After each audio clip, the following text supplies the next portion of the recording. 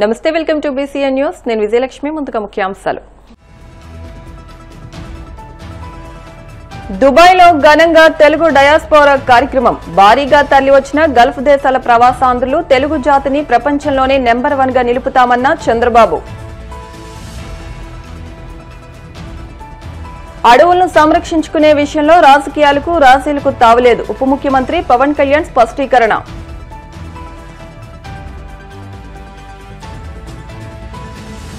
రాష్ట్ర వ్యాప్తంగా వైభవంగా నాగుల చవితి వేడుకలు. పుట్టలో పాలు పోయడానికి విశేషంగా తరలివచ్చిన భక్తులు.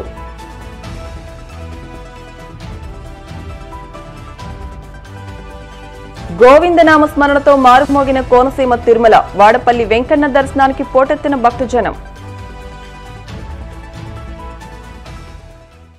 UAE పర్యటనలో ఉన్న ఆంధ్రప్రదేశ్ ముఖ్యమంత్రి చంద్రబాబు గల్ఫ్ దేశాల్లోని తెలుగు ప్రజలతో ఆత్మీయంగా సమావేశమయ్యారు. తన పర్యటనలో చివరి కార్యక్రమంగా దుబాయ్లోని లీ మెడిరియన్ హోటల్లో ఏర్పాటు చేసిన తెలుగు డయాస్పోరా సదస్సులో ఆయన పాల్గొన్నారు. ఈ కార్యక్రమానికి అనూహ్య స్పందన లభించింది.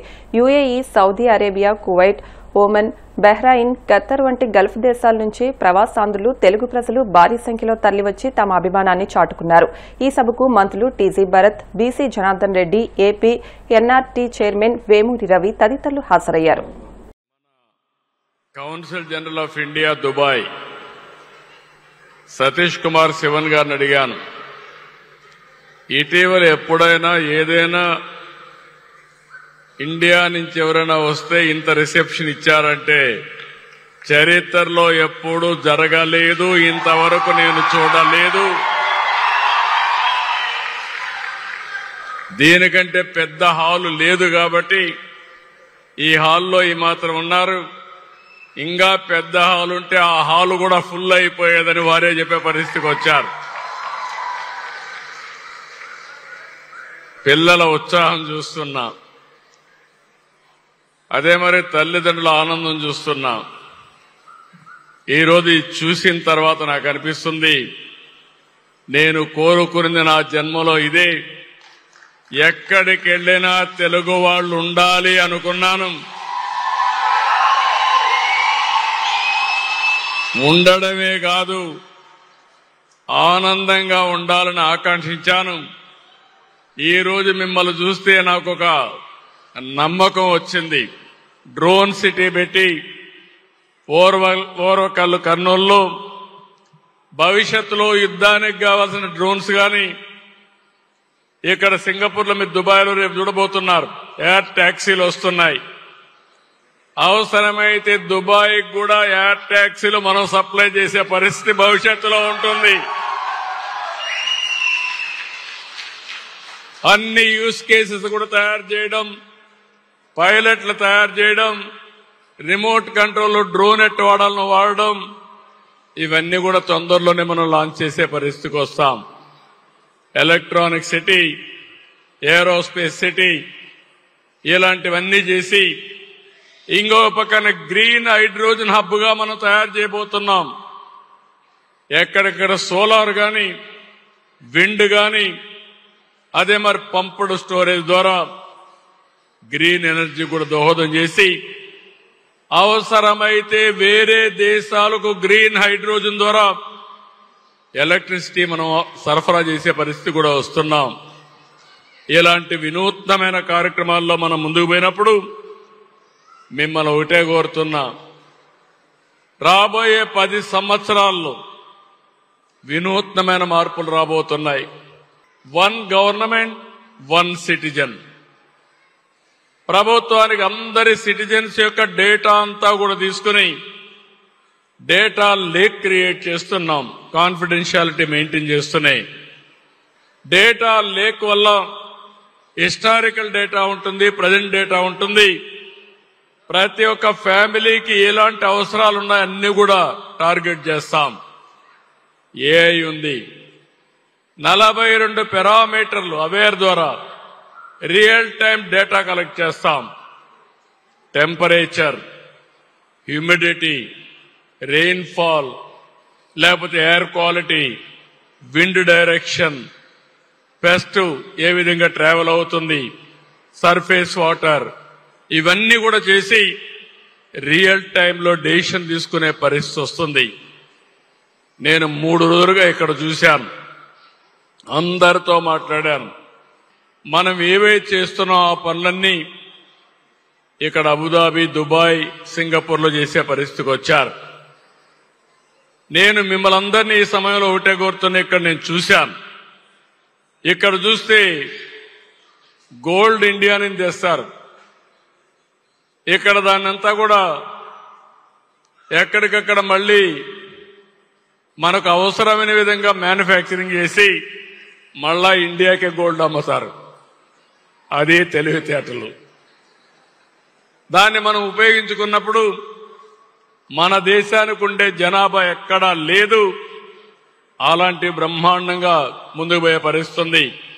నేను మన రాష్ట్రంలో 1 ఫ్యామిలీ 1 ఆంటర్‌ప్రెన్యూర్ అంటే వేరే విదేశాల్లో ఉండే మీరు తప్పకుండా భార్యాభర్త ఉంటే తాత్కాలికంగా ఉద్యోగం ఒకరు చేయండి, ఒకరు ఒక పరిశ్రమ పెట్టండి, ఆంటర్‌ప్రెన్యూర్గా చేయండి. స్టెబిలైజ్ అయితే మీరందరూ కూడా పరిశ్రమలు పెట్టి బ్రహ్మాండంగా ముందుకు పోవాల్సిన అవసరం ఉంది. అడవులను సంరక్షించుకునే విషయంలో రాజకీయాలకు రాజీలకు తావులేదని ఉప ముఖ్యమంత్రి, పర్యావరణం, అటవీ శాఖ మంత్రి పవన్ కళ్యాణ్ స్పష్టం చేశారు.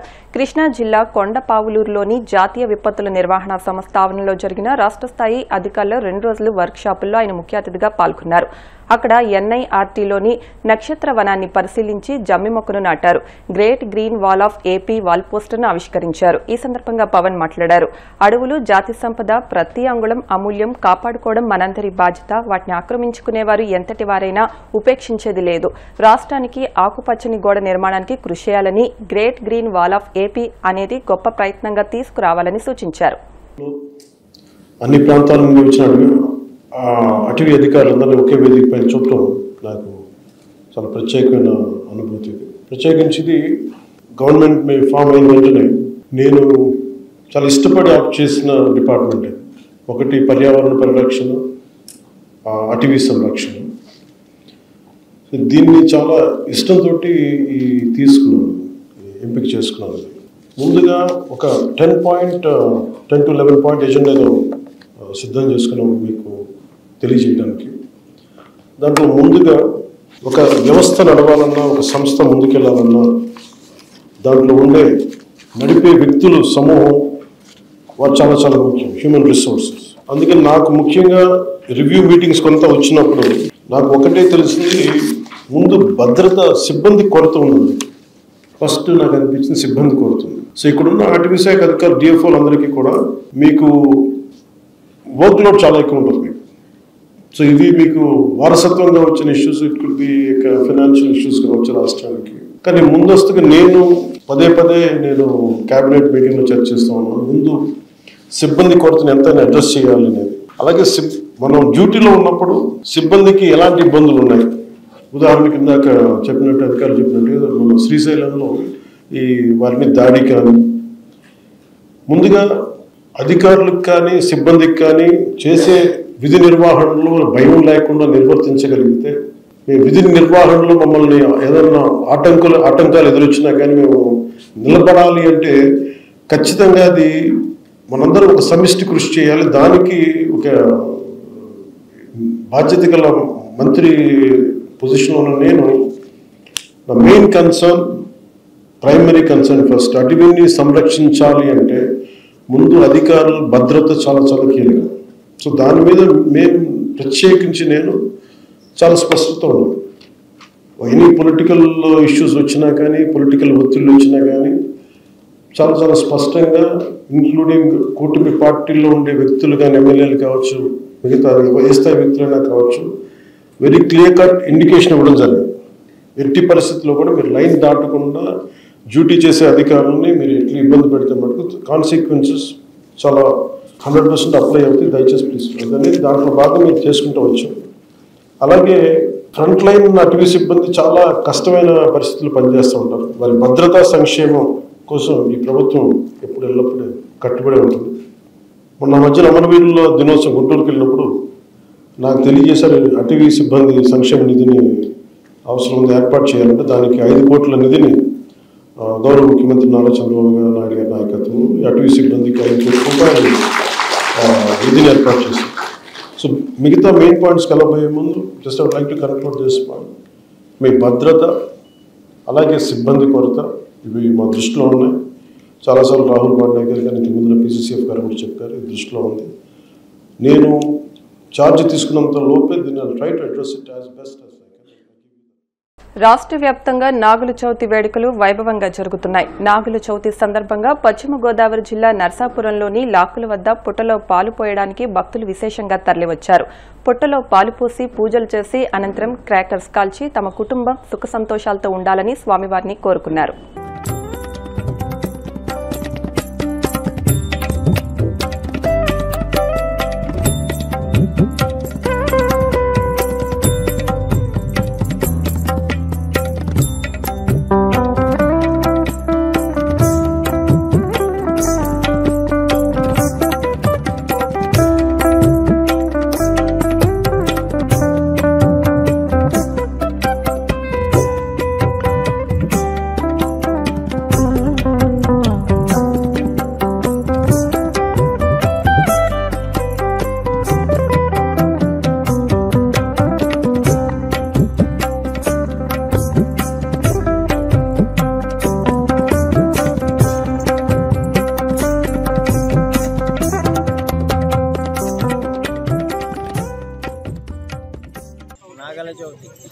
ఈ నాగల చవితి నాడు పెళ్లి కాని వాళ్ళు చవితికి చేసుకుని పుట్టలో పాలు పోసుకుని ఉపవాసం ఉంటే కళ్యాణం అవుతుంది.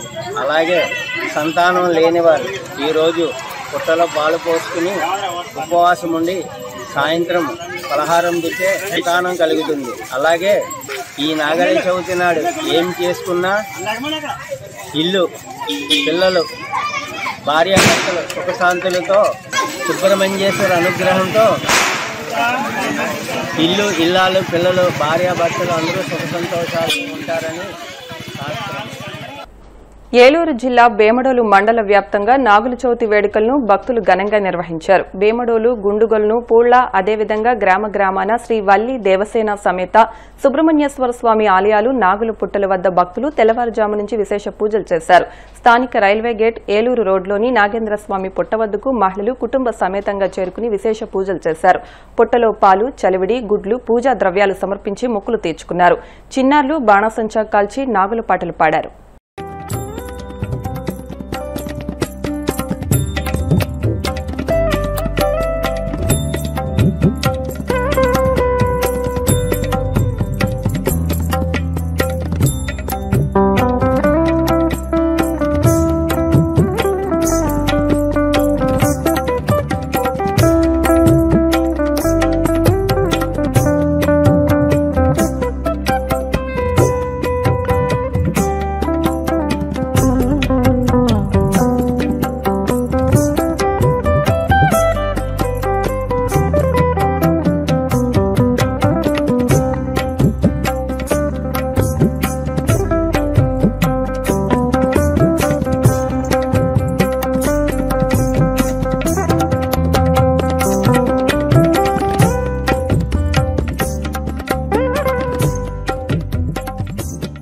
ఇప్పుడు కాసేపు ప్రకటనలు.